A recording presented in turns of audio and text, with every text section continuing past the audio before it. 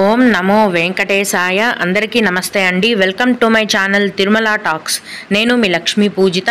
తిరుమల యొక్క డైలీ అప్డేట్స్కి స్వాగతం. తిరుమల దర్శనానికి సంబంధించిన లేటెస్ట్ అప్డేట్స్ కోసం మన ఛానల్ యొక్క టెలిగ్రామ్ గ్రూప్లో జాయిన్ అవ్వగలరు. ఆ గ్రూప్ యొక్క లింక్ అనేది ఈ వీడియో కింద డిస్క్రిప్షన్లో మరియు కామెంట్ సెక్షన్లో ఇవ్వటం జరిగింది.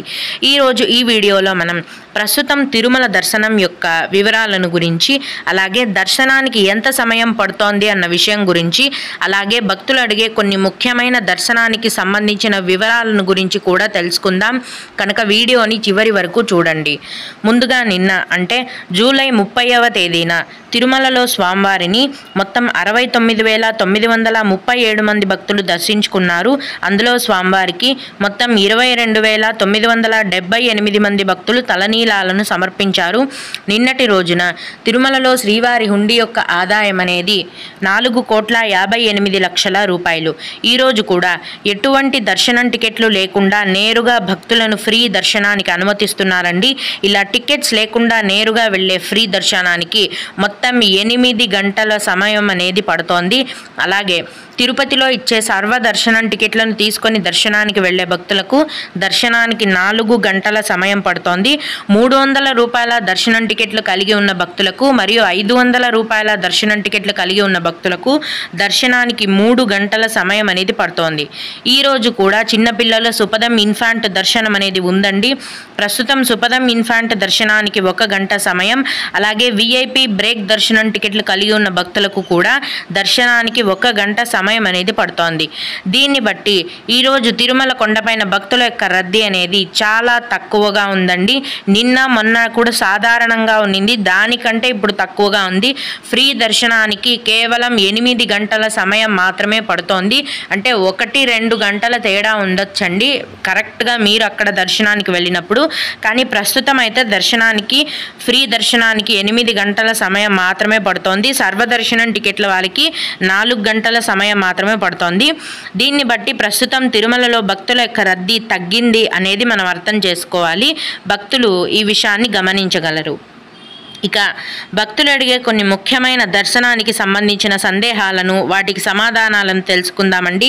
అయితే ఇవి అడిగిన వారికే కాకుండా దర్శనానికి వెళ్ళే ప్రతి ఒక్కరికి కూడా ఉపయోగపడతాయి.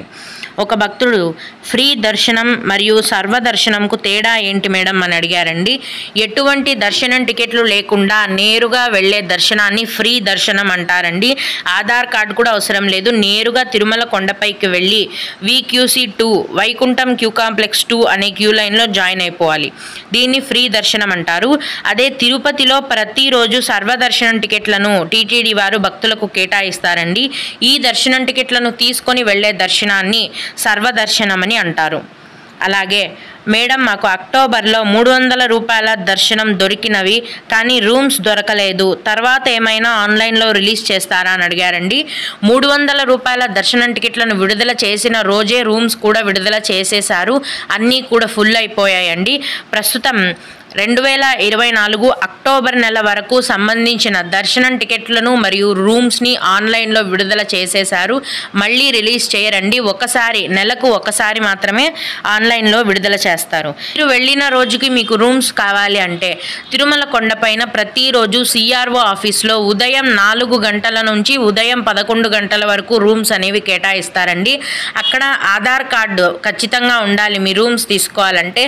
రూమ్స్ యొక్క ధర అనేది 50 రూపాయల నుంచి మొదలవుతుంది. అక్కడ మీరు రూమ్స్ని తీసుకోవచ్చు. అలాగే ఇంకొకరు రేపు పుష్కరిణి ఓపెన్లో ఉంటుందా అని అడిగారండి.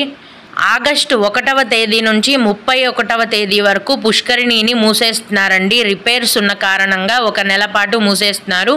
ఈరోజు జూలై 31 కాబట్టి ఈరోజు ఓపెన్లో ఉంటుంది. రేపటి నుంచి నెల రోజుల పాటు పుష్కరిణిలోకి ఎవరిని అనుమతించరు.